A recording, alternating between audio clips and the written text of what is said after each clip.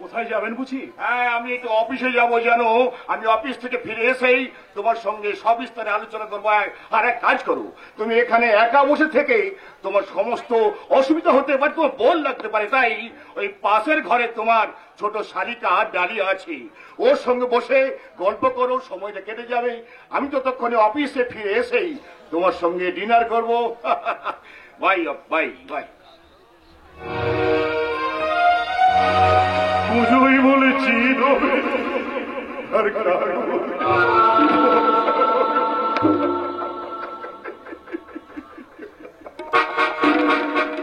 তুমি কিছু চিন্তা করো না, আমি খাওয়া দাওয়া করেই যাব। কিছু বলে গেল, ডালিয়া ঘরে আছে, ওর সঙ্গে গল্প করতে বলে গেল। ভালোই বলেছে, একবার চাই কি চাই, ওই জানালার পর্দাটা ধরিয়ে একবার উঁকি মেরে দেখি ডালিয়া দেবী কি করছে।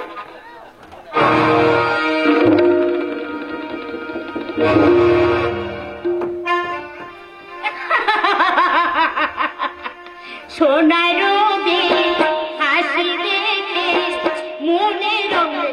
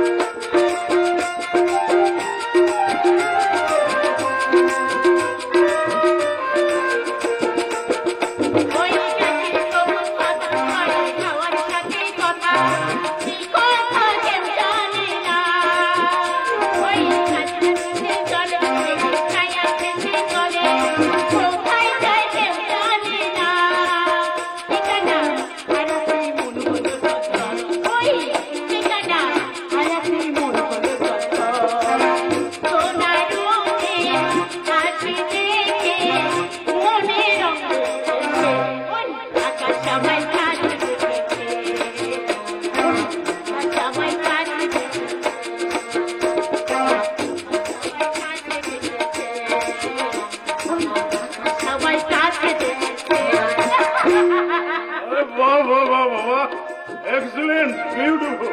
দেখি জামাইবাবু আপনি সেই জামাইবাবু ঠিক শ্বশুর বাড়িতে এসে আপনি মদের বোতলে চুমুক দিচ্ছেন। হ্যাঁ, মদ খাচ্ছি আর মদ খাচ্ছি কেন জানো? এই মদ ছাড়া জবার স্মৃতি আমি কি করে ভুলবো বলতে পারো? জামাইবাবু, জবা পাশে না বসে আমার ঘুম আসতো না। আমার বাড়ি ফিরতে দেরি হলে আমার জন্য পথে বসে থাকতো। সেই জবাকে ভুলে আমি কি করে বাঁচবো? কাঁদবেন না জামাইবাবু, কাঁদবেন না প্লিজ, কাঁদবেন না আপনি। কার ছোঁয়া? মানে জবা না, আমি ডালিয়া। ডালিয়া? আচ্ছা ডালিয়া, মানে ডালিয়া জবার মুখে পার্থক্য কোথায়? একই চোখ, একই মুখ, তা সবাই বলে, কারণ আমরা চমচ বোন কিনা। আমি আর দিদি মাত্র কয়েক মিনিটের বড়। আচ্ছা ডালিয়া, তুমি কি পারো না? আরে তুমি কি পারো না? মানে জবার শূন্য সামনে পূরণ করে কি বলছেন? বলছি আরে ছাড়বো না, শোনো, ছাড়বো না। আরে ভগবানের হাত ধরবো না, আমি শপথ করে ধরেছি না।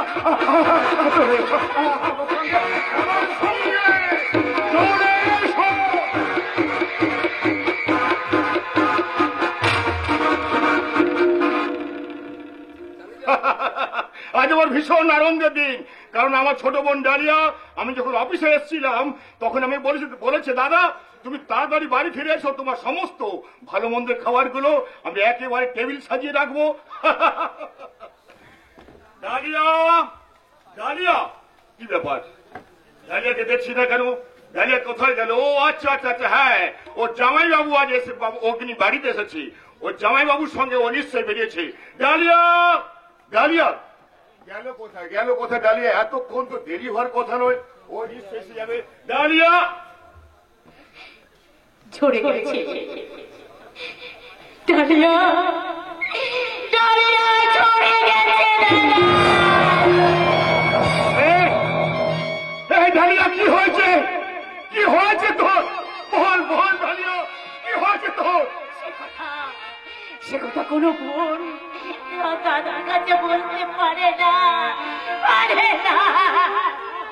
ডালিয়া, তুই যদি না বলিস তাহলে আমি আমার ভরা বাবা তোমার জিম্মি দিচ্ছি। আমি চুপ করো দাদা, চুপ করো। ডালিয়া, আমি লজ্জায় সংকোচ ত্যাগ করে বলছি, অগ্নিদা, অগ্নিদা, আমার কুমারত্ব কেড়ে নিয়েছে। আমি হাজার চেষ্টা করেও নিজেকে রক্ষা করতে পারিনি দাদা, পারিনি। এত বড় স্পর্ধা ওই জানোয়ারটা আমার বাড়িতে এসে আমার মা বোরার বোনটা চরম সর্বনাশ করেছে। কোথায় কোথায় সে জানোয়ারটা? তাকে আমি গুলি করে মারবো। তাই করুন দাদা, তাই করুন। আমি বুঝ পেতে দিচ্ছি, আমি এটা প্রতিবাদ করবো না। শুধু শুধু আমরা একটা কথা আপনাকে শুনতে হবে। কি কথা? কি কথা অগ্নি? না মানে আমি জবার সাথে বলতে মদ খেয়েছিলাম, আর সেই মদের নেশায় উন্মাদনায় আমি আমি আমি ডালিয়াকে জবা ভেবে আমি বল প্রয়োগ করেছি। আমার এই কৃতকর্মের জন্য আপনি আমাকে ক্ষমা করুন দাদা। অগ্নি, আমি ডালিয়ার কাছেও ক্ষমা প্রার্থী। বলতে পারো, বলতে পারো লম্পট, বলতে পারো কোন অনুতাপের বিনিময়ে মুছে যাবে আমার কলঙ্কের দাগ? কোন খবর বিনিময়ে আমি ফিরে পাবো আমার সতীর্থের সুচিতা? কেমন করে দাঁড়াবো আমি কলঙ্কের? এরপর কেউ তোকে কুলবধূ করে ঘরে তুলতে চাইবে? চাইলে আমি কি আমার এই পাপ দেখুনি তার সামনে কি দাঁড়াতে পারবো? আমার বিবেক, আমার মনুষ্যত্ব কি চিৎকার করবে না? ভেবে দেখো অগ্নি, ডালিয়ার জীবনটা তুমি নষ্ট করে দিয়েছো। যে ফুল দেবতার পায়ে স্থান পাওয়ার জন্য ফুটে উঠেছিল, তার পাপড়িগুলোকে একটা একটা করে ছিঁড়ে তাকে তুমি পথের ধুলো নিক্ষেপ করে দিয়েছো। না দাঁড়িয়ে না, আমি তোমাকে এভাবে সরে যেতে দেবো না। আমি তোমাকে বিয়ে করে আমার সংসারে তুলবো। জামাই বাবু, অগ্নি, আমার ঘরে গেলে আমার সংসারের সেই ফিরে আসবে, আর আমার পাপের প্রায়শ্চিত্ত হবে। শতদুলদা, আমার এই প্রস্তাবে কোনো আপত্তি আছে? আপত্তি থাকলেও আজ আমার কোনো উপায় নেই অগ্নি। জবা পৃথিবী ছেড়ে চলে গেছে, ডালিয়া বেঁচে থেকে আমরণ মৃত্যু যন্ত্রণা ভোগ করবে। দাদা হিসেবে আমি কিছুতেই মেনে নিতে পারবো না অগ্নি। তাই তোমার প্রস্তাব আমি মেনে নিলাম। এই মুহূর্তে আমি ডালিয়ার স্মৃতি রাঙিয়ে দিলাম।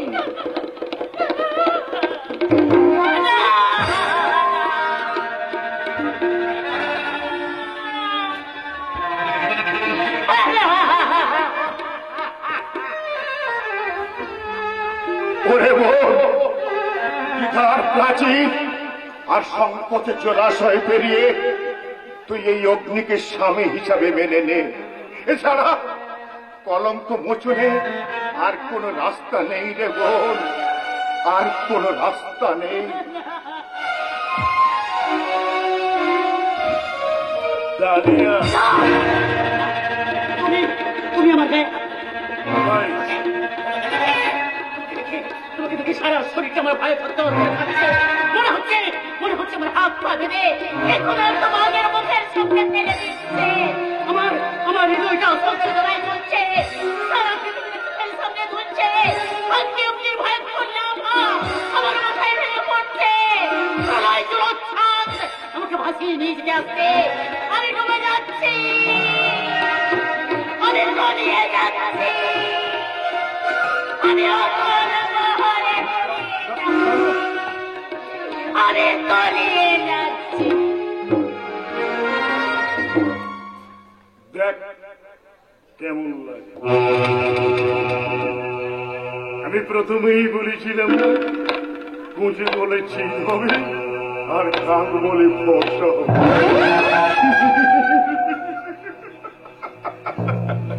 অগ্নিদেব রায়, তোমার লক্ষ্য অপরছিল। আরে আমার ছাদনা তোরা, আমার বাসর ঘর,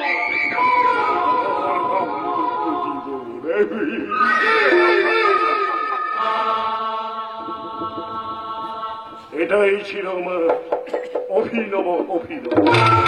কারণ আমার লক্ষ্য ওই শতদল চৌধুরীর কস্তল আর ব্যাংকে চোপানো কয়েক কোটি টাকা।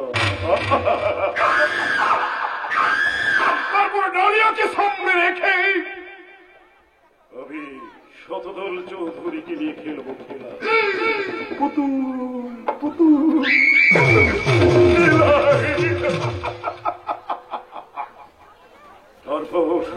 তারপর ডালিয়ার জীবনে গড়ে তুলবো আমি সর্বনাশন তুফান।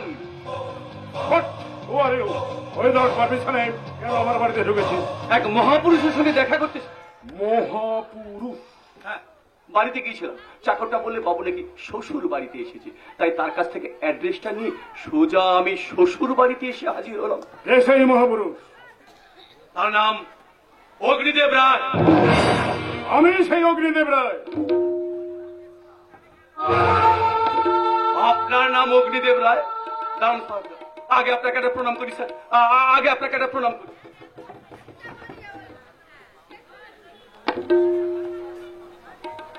স্যার, স্যার আমাকে বাঁচাতে হবে স্যার, আপনি ছাড়া কেউ আমাকে বাঁচাতে পারবে না স্যার, আপনার পায়ে ধরছি স্যার। ঠিক আছে ঠিক আছে ঠিক আছে, আমি তোকে বাঁচিয়ে দেবো। কিন্তু একটা কথা, আমি যখন তোর উপকার করবো ঠিক তেমনি তোকেও আমার কিন্তু উপকারটা করতে হবে। ও নিয়ে আপনি কোনো চিন্তা করবেন না স্যার, শুধু বলবেন কোন কাজটা আমাকে করতে হবে। বল এখন কি করছিস তুই? স্যার, স্যার আপনাকে বিশ্বাস করে কথাগুলো বলবো স্যার, আপনি দয়া করে আমাকে বাঁচাবেন স্যার, আমার কোনো সর্বনাশ করবেন না স্যার। আমি এক ফেরারি খুনি। খুনি? হ্যাঁ।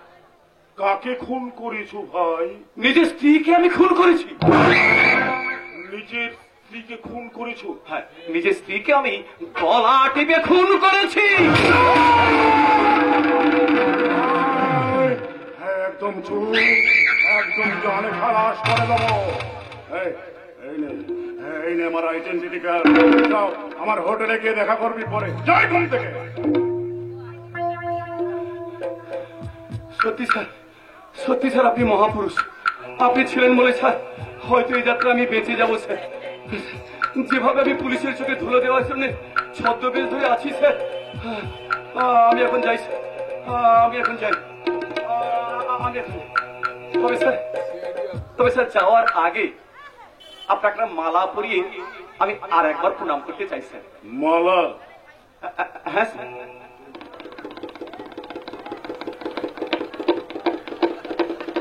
জবার মালা। এ কি জবার মালা? হ্যাঁ, এখন আপনাকে আমি জবার মালা পরালাম, পরে আপনাকে আমি ভালো মালা পরাবো। তুফান? হ্যাঁ আমি তুফান। যখন আসে তখন সবাই আসুন, অগ্নিদেবকে জল দিয়ে নিভে দিতে পারবি, কিন্তু কোন বাঁধ দিয়ে এই তুফানকে আটকে রাখতে পারবি না। अभी तो ट्रेलर चल रहा है सर, पूरा पिक्चर अभी बाकी।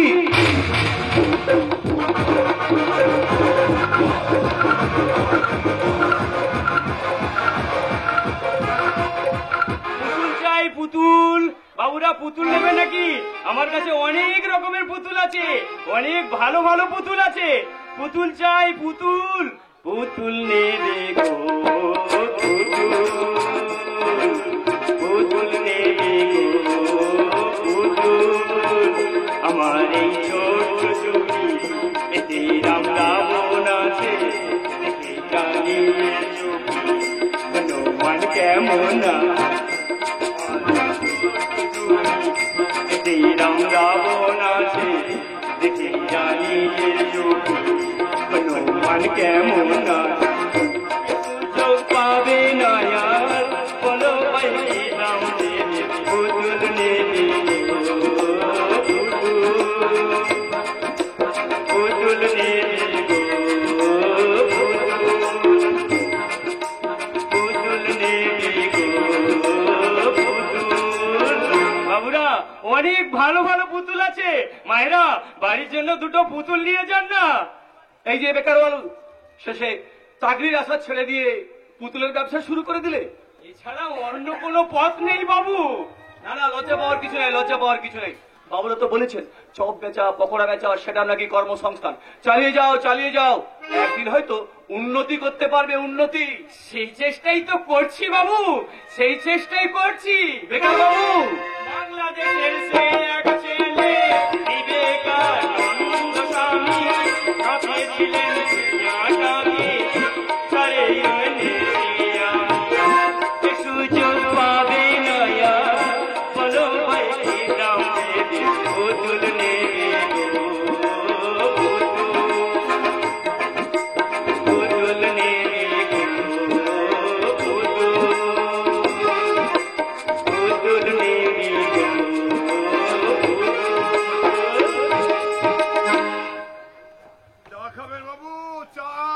এই চাওয়ালা, এক কাপ চা দাও কি? সকাল থেকে গলাটা একেবারে শুকিয়ে গেছে, দাও দাও।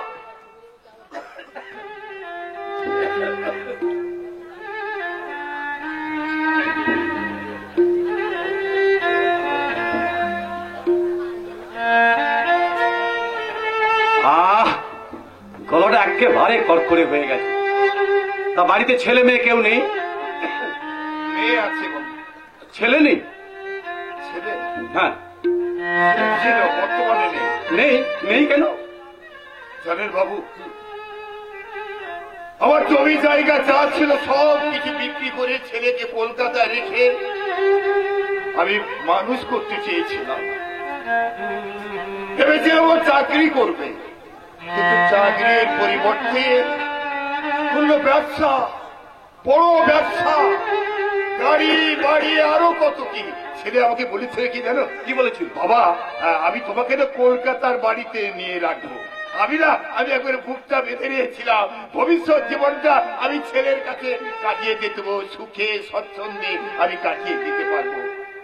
কিন্তু সব আশায় জল ঢেলে দিয়ে শেষে বাবার হাতে চায়ের কেটলি ধরিয়ে দিল, তাই তো? এই না, এই পয়সা রাখ।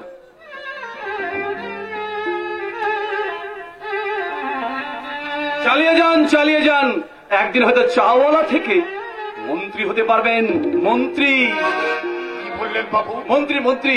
মন্ত্রী? হ্যাঁ মন্ত্রী? হ্যাঁ হ্যাঁ মন্ত্রী। সিমলার মন্ত্রী হবে, যে তোর একমাত্র মেয়েকে নিয়ে পথে পথে ভিক্ষে করে বেড়ানোর উপক্রম, যা বিক্রি করে যা সংসার করে তাকে আপনি উপহাস করছেন। না না, উপহাস করবেন না, উপহাস করবেন না। আমি চা বিক্রি করে আমার মেয়েকে নিয়ে আমি সংসার করি। চা চাই বাবু, চা।